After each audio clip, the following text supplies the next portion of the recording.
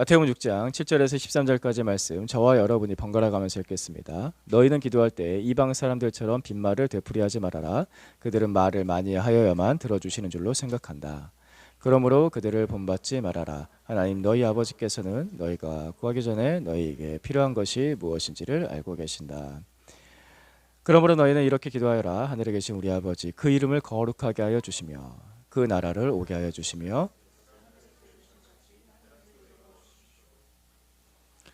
오늘 우리에게 필요한 양식을 내려주시고 우리가 우리에게 죄 지은 사람을 용서하여 준 것 같이 우리의 죄를 용서하여 주시고, 같이 읽겠습니다.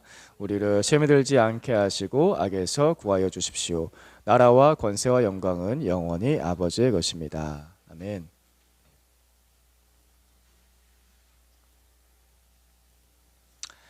오늘은 주님께서 가르쳐 주신 기도 마지막으로 함께 나누면서 말씀을 정리를 하도록 하겠습니다. 9절 말씀입니다. 9절 말씀 같이 보겠습니다. 같이 보겠습니다. 시작. 그러므로 너희는 이렇게 기도하여라. 하늘에 계신 우리 아버지, 그 이름을 거룩하게 하여 주시며. 아멘. 하늘에 계신 우리 아버지, 우리는 아버지께 기도합니다. 이것이 주님께서 가르쳐 주신 기도의 시작입니다. 우리는 아버지께 기도합니다. 멀리 있는 신이 아니라, 내가 잘 모르는 분이 아니라 나를 너무나 잘 아시는 우리 아버지께 기도합니다. 나를 너무나 잘 아시는 우리 아버지는 완전하신 아버지시고, 그 아버지께서는 내게 필요한 모든 것들에 대해서 응답해 주실 수 있는 전능하신 아버지이십니다. 아버지는 이 땅의 수준, 그러니까 낮은 수준으로 나를 돌보시는 것이 아니라 저 하늘의 수준, 저 높은 수준으로, 가장 완벽한 수준으로 나를 돌봐주십니다. 그래서 우리는 그분을 하늘에 계신 우리 아버지라고 부릅니다. 따라해볼까요? 시작. 하늘에 계신 우리 아버지. 하늘에 계신 우리 아버지는 저 멀리 계신 분이라는 뜻이 아니라 이 땅에 부족하고 연약하고 낮은 수준의 돌봄이 아니라 저 하늘에 완벽하고 충만하고 그리고 사랑이 넘치는 최고의 수준으로 나를 돌봐주시는 아버지라는 뜻입니다. 하늘에 계신 우리 아버지. 그러니까 우리 아버지께서 나의 마음을 몰라주실까 봐 걱정할 필요가 없습니다. 그런 걱정 안 하셔도 됩니다. 우리 아버지께서 나한테 이런 게 필요한데 이거 안 들어주시면 어떡하지? 라고 걱정하실 필요가 없습니다. 그냥 걱정하지 마시고 이렇게 부르시면 됩니다. 우리 아버지, 우리 아버지, 그냥 우리 아버지 라고 부르면 됩니다. 그럼 기도가 시작이 됩니다. 우리나라 속담에 그런 게 있죠. 시작이 반이다. 우리 아버지라고 부를 수 있는 기도가 시작이 되면은 기도는 반 간 겁니다. 이미 거의 다 이루어진 겁니다. 우리 아버지라고 부르시면서 시작하면 됩니다. 주님께서 가르쳐 주신 기도는 아버지라고 부르면서 시작한다고요. 이걸 잊지 마십시오. 이게 제일 첫 번째 열쇠입니다. 기도를 할 수 있는 열쇠. 그리고 이 말씀은 뒤에 이어서 이렇게 나오죠. 아버지의 이름을 거룩하게 하여 주시며. 우리 아버지는 거룩하시죠. 우리 아버지는 원래 거룩하십니다. 그분은 스스로 거룩하세요. 깨끗하고 구별되어지신 분, 거룩의 뜻이잖아요. 깨끗하고 구별되다. 그분께서는 스스로 거룩하신 분이십니다. 하나님만이 완전하게 거룩하십니다. 그래서 우리가 사실 이 기도를 할 필요가 굳이 없을 수도 있습니다. 하지만 그럼에도 불구하고 주님께서 기도하라고 가르쳐 주셨잖아요. 아버지의 이름을 거룩하게 하소서라고 기도하라고 가르쳐 주셨다고요. 그렇게 가르쳐 주신 데는 이유가 있겠죠. 이 두 번째 나오는 말은 기도이면서 동시에 찬양입니다. 찬양. 찬양이란 말은 뜻은 어떤 대상을, 내가 좋아하는 어떤 대상을 바라보면서 칭찬한다는 뜻이죠. 바라보면서 칭찬하는 거예요. 축구 경기 가면은 우리 축구팀을 바라보면서 칭찬하잖아요. 잘해라, 잘한다, 이겨라 라고 칭찬하잖아요. 이번 주에 농구 경기 보고 오신 분들이 계시다고요. 그 농구 경기에서 우리 팀 SK였나요? SK팀을 위해서, 서울팀이죠? 그죠, 맞죠? 서울팀을 위해서 바라보면서 칭찬하잖아요. 딴 데 보면서 SK를 응원하지 않잖아요. 그죠? 예.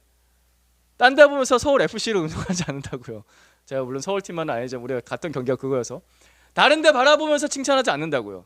내가 바라보는 대상을 향해서 똑바로 쳐다보면서 칭찬을 한다고요. 찬송에는 그런 뜻이 있습니다. 그래서 아버지의 이름을 거룩하게 하소서라는 이 찬송을 하게 되면은 누굴 바라보게 됩니까? 아버지를 바라보게 되죠.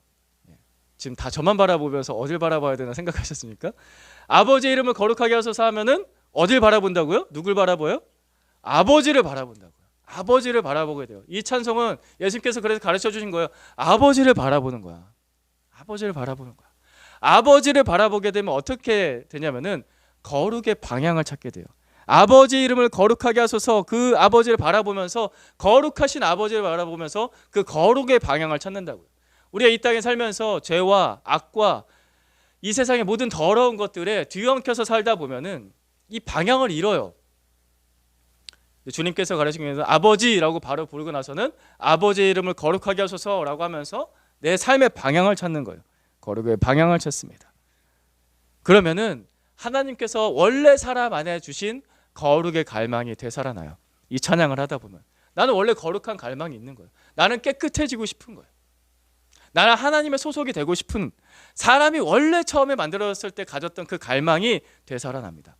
이 찬양은 그런 은혜를 우리에게 줍니다. 이 찬양을 하면서 아버지를 바라보다 보면은 아버지께로 돌아가게 돼요. 아버지 이름을 거룩하게 하소서. 아버지 이름을 거룩하게 하소서.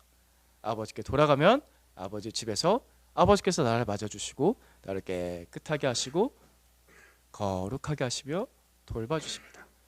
아버지 이름을 거룩하게 하소서. 거룩의 방향을 찾는 기도입니다. 10절 말씀 같이 또 보겠습니다. 시작. 그 나라를 오게 하여 주시며 그 뜻을 하늘에서 이루신 같이 땅에서도 이루어 주십시오. 아버지 나라가 오게 하소서. 완벽한 나라는 사람이 만들 수가 없습니다.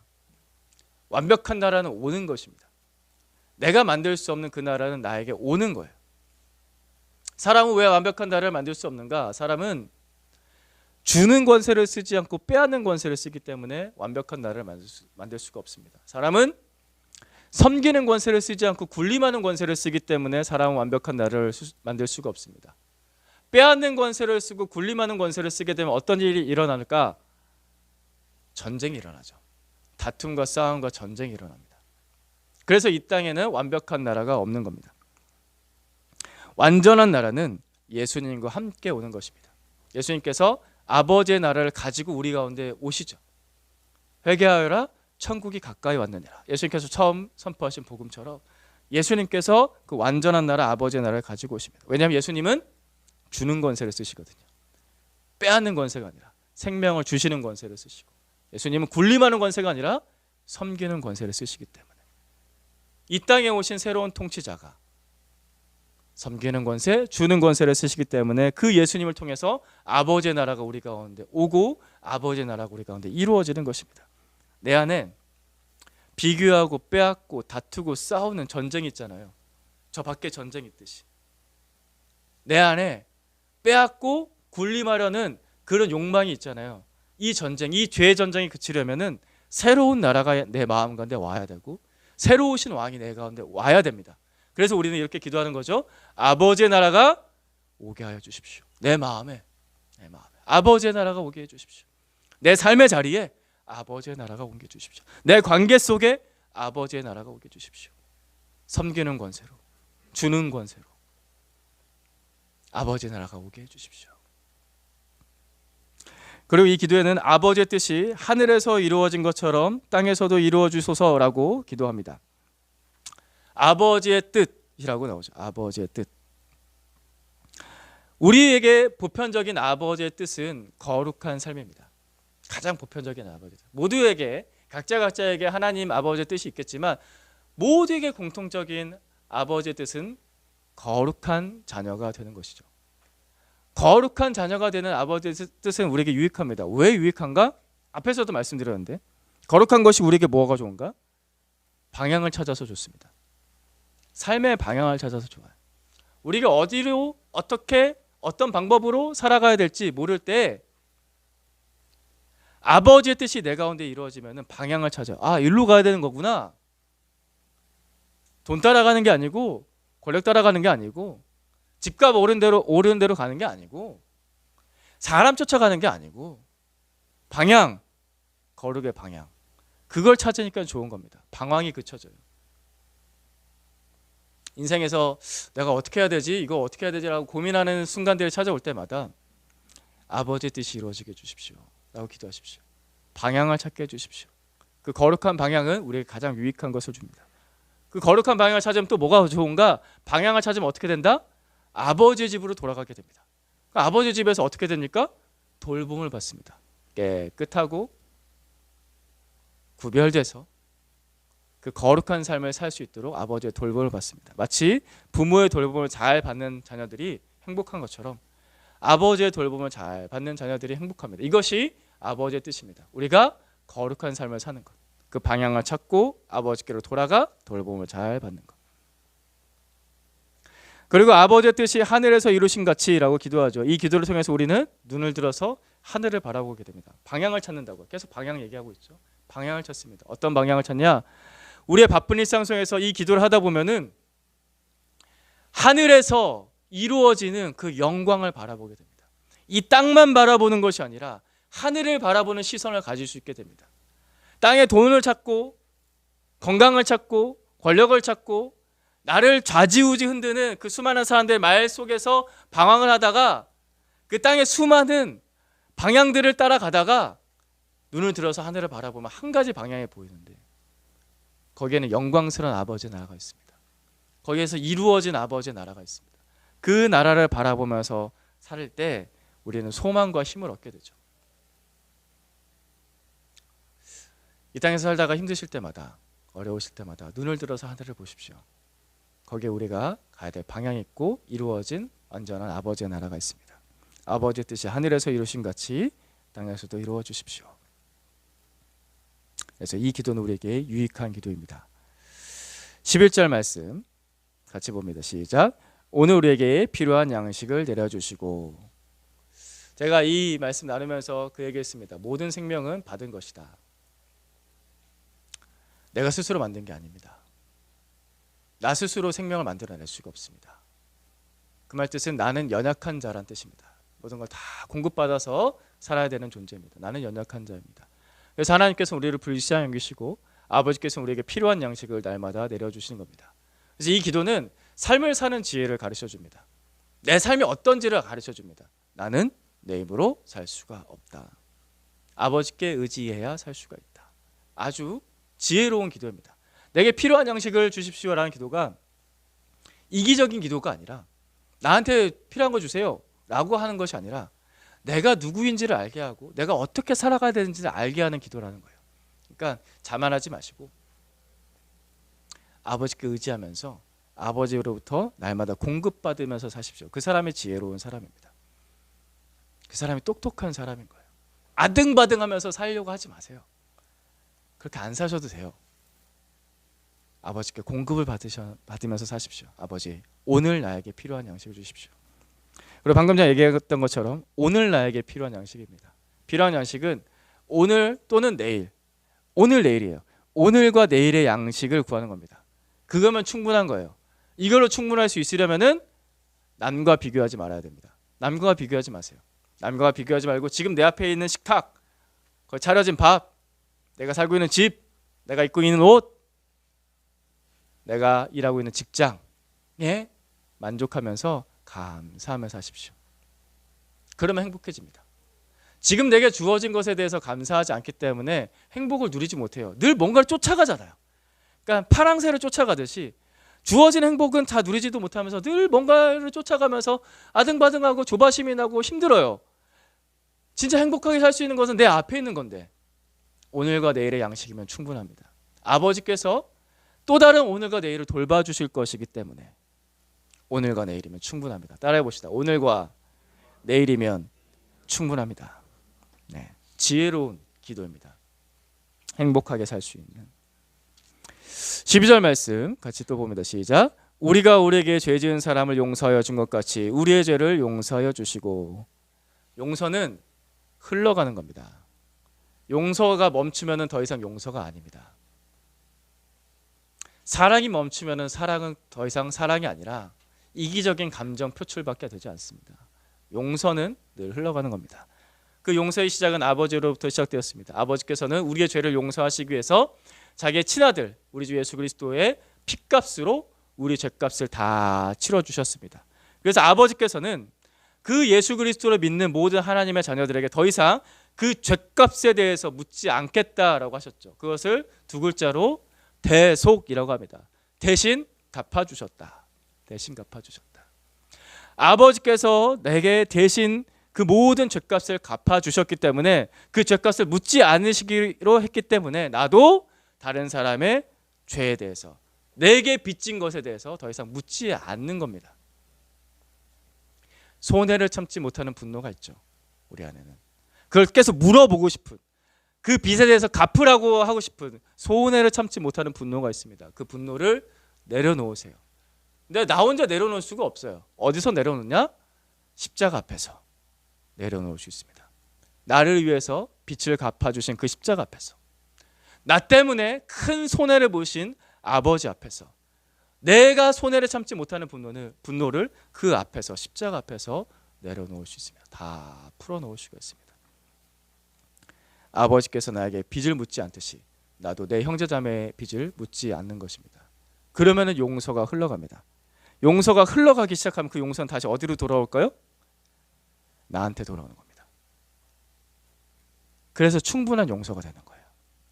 용서받고 또 용서받고 용서받고 또 용서해주고 용서해주고, 용서가 흘러가면 다시 나한테 돌아와서 그것이 나에게 충분한 다시 살 수 있는 기회를 주는 거예요.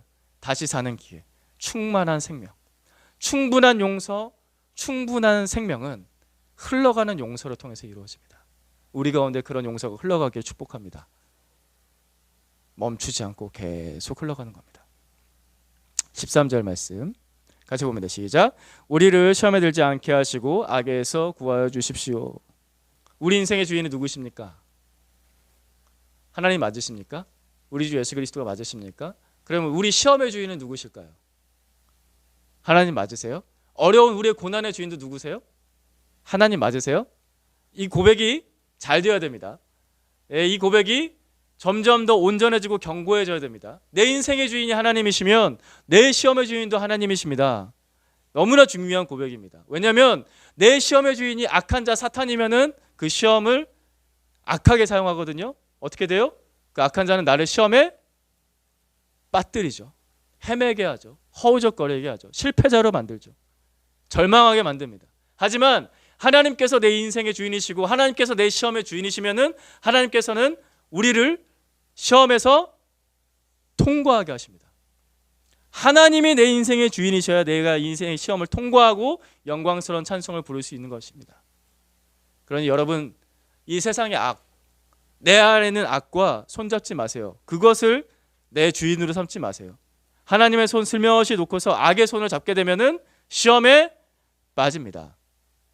하나님의 손을, 아버지의 손을 슬며시 놓는 것이 아니라 아버지의 손을 꽉 잡고 이 시험을 통과하면 영광스러운 찬송을 부를 수 있는 겁니다.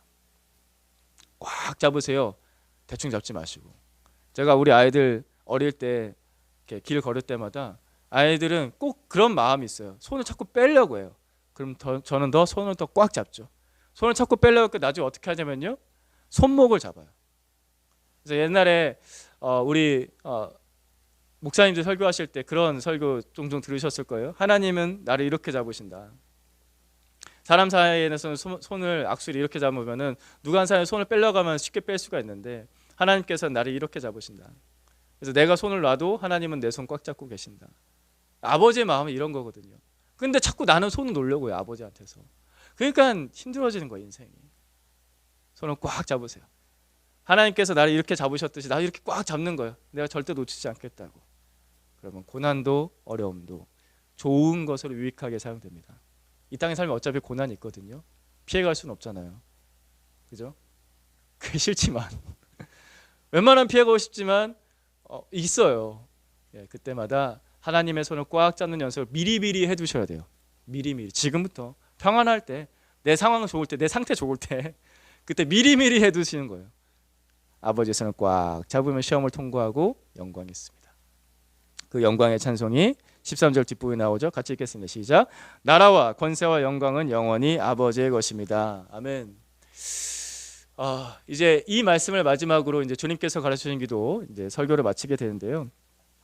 주님의 기도는 그 마지막은 영광의 찬양으로 마칩니다. 이걸 송영이라고 합니다. 송영. 영광을 찬송한다라는 뜻이죠. 송영, 영광을 찬송한다. 이 기독교 용어로 많이 나오죠. 근데 성령이라고 하면 무슨 뜻이야? 뭐 좋은 거지, 찬송이지라고 알고 있는데 분명한 뜻, 영광을 찬송한다. 그것이 송영이란 뜻입니다. 송영. 근데 이 부분에 가로가 쳐져 있죠.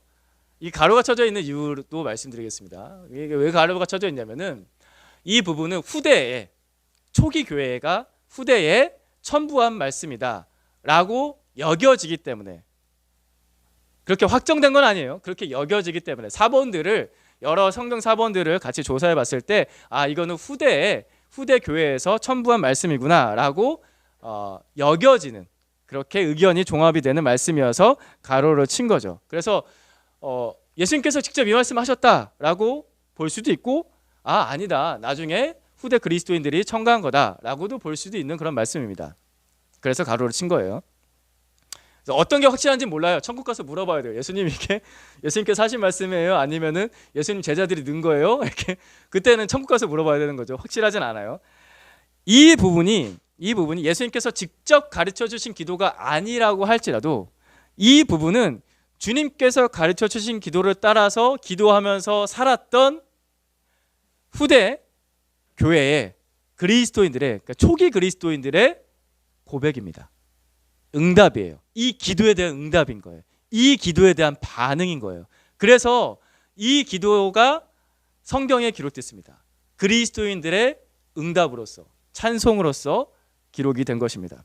이 찬양은 그래서 이 기도를 따라서 살았던 믿음의 사람들이 시험을 통과하고서 하나님께 드렸던 찬양인 겁니다. 이 찬양은 주님께서 가르쳐 주신 기도를 따라서 살았던, 그 고난 속에서 살았던, 그 핍박 속에서 살았던 우리 믿음의 선배들이 하나님께 올려드렸던 영광의 찬송입니다. 그래서 이 찬송의 원문은 그리스어 원문을 보면요, 이렇게 시작을 해요. 왜냐하면으로 시작을 합니다. 원문을 직역하게 되면 이렇게 됩니다. 왜냐하면 나라와 권세와 영광이 아버지께 영원히 있기 때문입니다. 예요.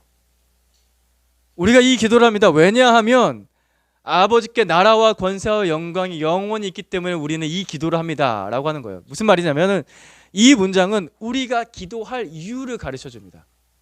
우리가 왜 아버지께 기도를 해야 되는지 그 이유를 가르쳐 줘요.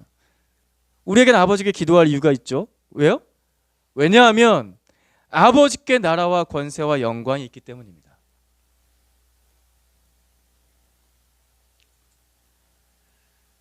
우리는 기도할 이유를 간혹이 아니라 좀 많이 자기 자신에게서 찾는 잘못을 저지르곤 합니다.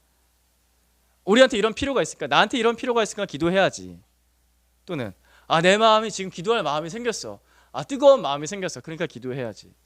기도를 하면 하나님께서 들어주시는 응답이 있어. 응답에 대한 확신이 있어. 그러니까 내가 기도를 해야지. 좋아요. 그렇게 기도하면 좋아요. 기도를 하세요. 근데 만약에 반대로 생각하면, 내가 필요한 게 없으면 기도 안 해도 되나요? 나한테 기도할 마음이 없으면 기도 안 해도 되나요? 나한테 뜨거운 마음이 없으면 기도 안 해도 되나요? 나한테 확신이 없으면 기도 안 해도 되나요? 이렇게 된다고요. 기도할 이유를 나한테서 찾게 되면 기도하지 않을 수 있는 핑계를 댈 수가 있어요. 실제로 이렇게 많이 핑계를 대잖아요. 기도할 마음이 잘 안 생겨요. 그래서 기도를 못 하겠어요. 도대체 그 마음은 언제 생길까요? 기도할 마음이 도대체 언제 생기는 거예요? 여러분, 제가 목사잖아요.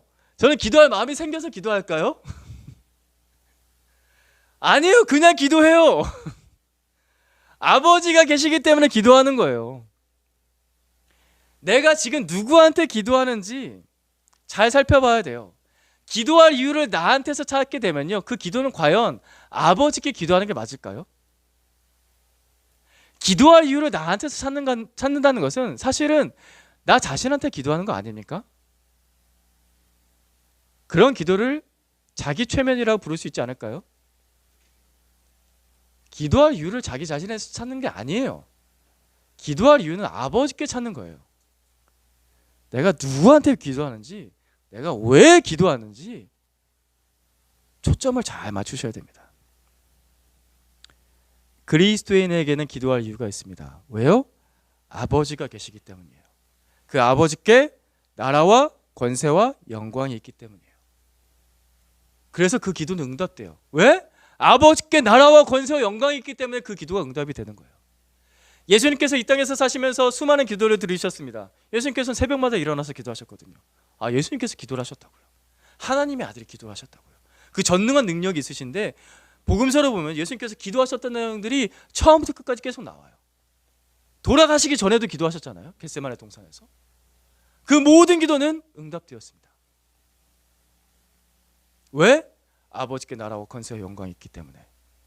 예수님은 그것을 믿었기 때문에. 우리의 기도가 그렇게 응답되기를 원합니다. 그렇게 소망합시다. 나라와 권세와 영광이 아버지께 있기 때문에 아버지 내 기도를, 우리의 기도를 응답해 주십시오.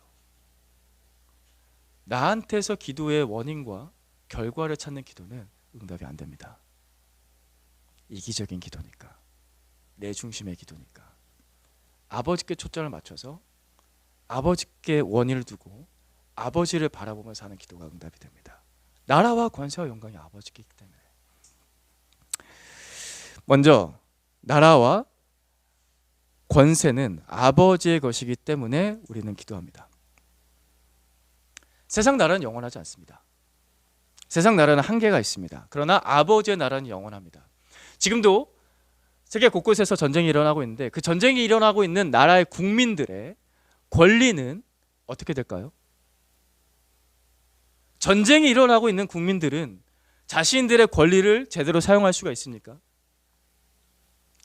우리나라가 주권을 잃은 적이 있습니다. 근데 우리나라 또다시 한 번 더 주권을 잃게 되면은 내 손에 쥔 이 주민등록증은 무슨 의미가 있을까요? 영원하지 않은 나라의 국민은 그 나라가 존폐에 따라서 나의 권리도 있었다가 없어질 수도 있고 강해졌다가도 약해질 수도 있는 것입니다. 그죠? 그러나 아버지의 나라는 영원합니다. 아버지의 나라가 영원하기 때문에 그 나라의 백성된 사람들, 그 나라의 아버지의 자녀가 된 사람들의 권리도 권세도 영원하다. 그러니까 우리는 기도를 하는 겁니다. 그 나라의 그 아버지께 의지하면서. 요한복음 1장 12절 말씀 같이 읽습니다. 시작. 영접하는 자 곧 그 이름을 믿는 자들에게는 하나님의 자녀가 되는 권세를 주셨으니. 하나님의 자녀가 되는 권세를 주셨으니. 자녀된 권세를 누리세요. 그 나라는 영원해요. 그 나라의 왕이 영원하다고요. 권세를 누리세요. 그 권세의 첫 번째 권세, 기도하는 권세. 그 나라가 영원하니 아버지 내가 아버지께 기도합니다 하면서 기도하는 거예요. 따라해 봅시다. 아버지의 나라가 영원하기 때문에 아버지께 기도합니다. 이 권리는 사라지지 않습니다. 그리고 또 한 가지 우리가 이 기도에서 안심할 수 있는 것은 권세 때문이에요. 그분의 권세, 주님의 권세 때문인데 주님의 권세는 어떤 권세인가? 앞에서도 말씀드렸는데 혹시 기억나십니까? 주님의 권세는 어떤 권세입니까? 빼앗는 권세입니까? 주는 권세죠.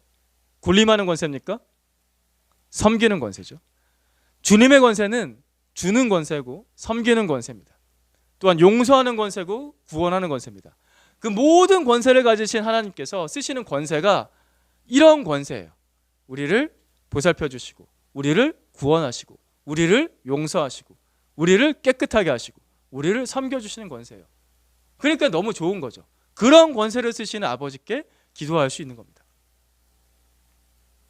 신하들을 보면은 신들이 권세를 자기 마음대로 사용하잖아요. 자기 마음대로 번개 마음대로 던지고. 그리스 신하 보면은 난잡하잖아요. 신이 권세를 가지면은 아무 여자나랑 막 그렇고 그런 이상한 신이 아니라는 거예요.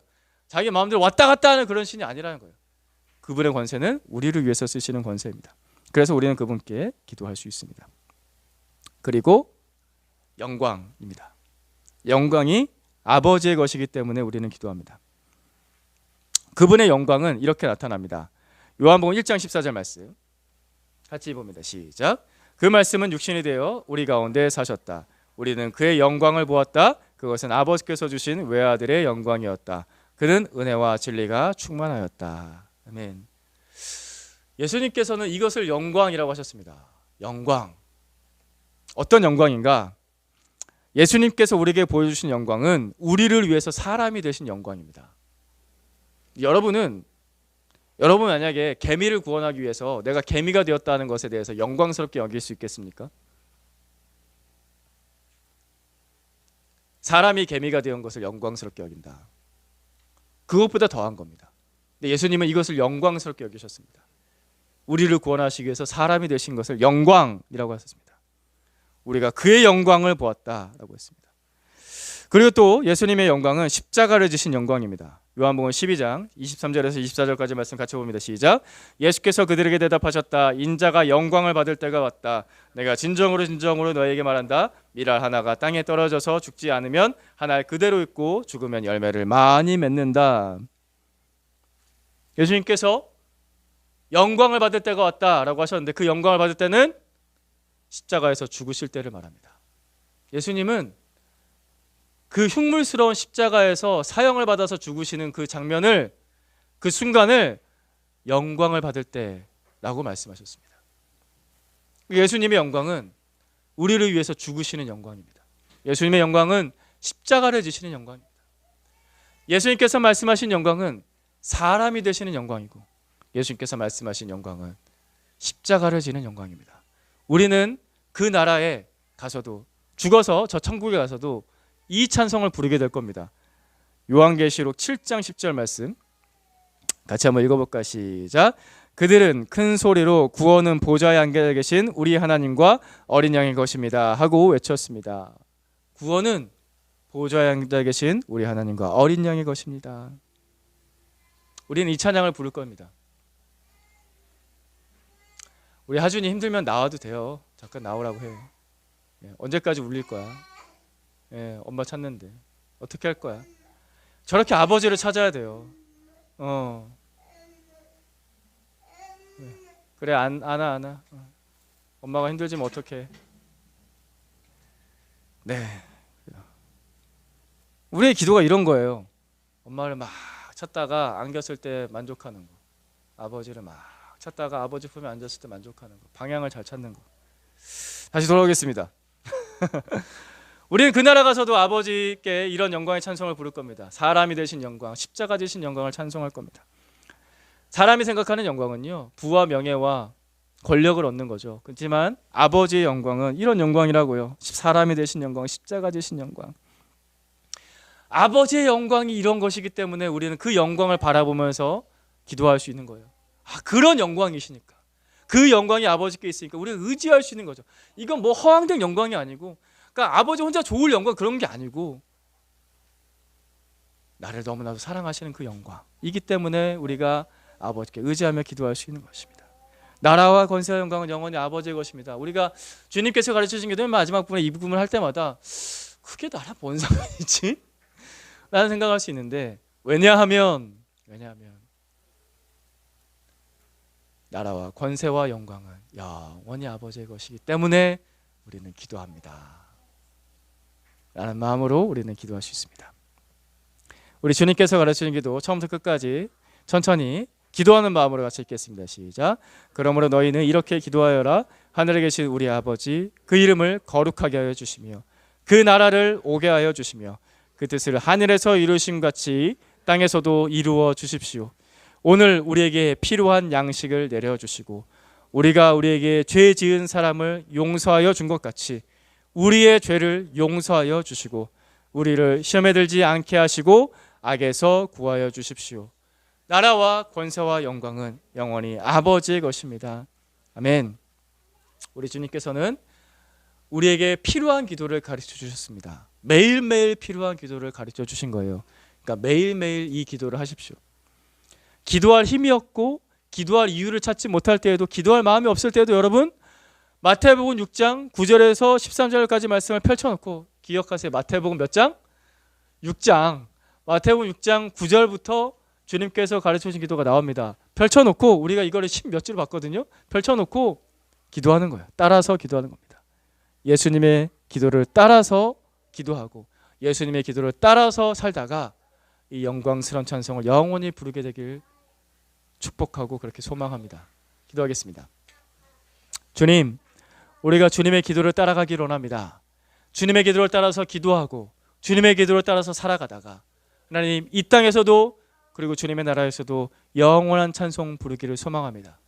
이 땅에서 여러 가지 어렵고 힘든 일들, 지치고 우리를 고난에 빠뜨리는 그런 일들 가운데 있을 때 하나님, 주님의 손 붙잡고 이 기도 하겠습니다. 이 찬송 부르겠습니다.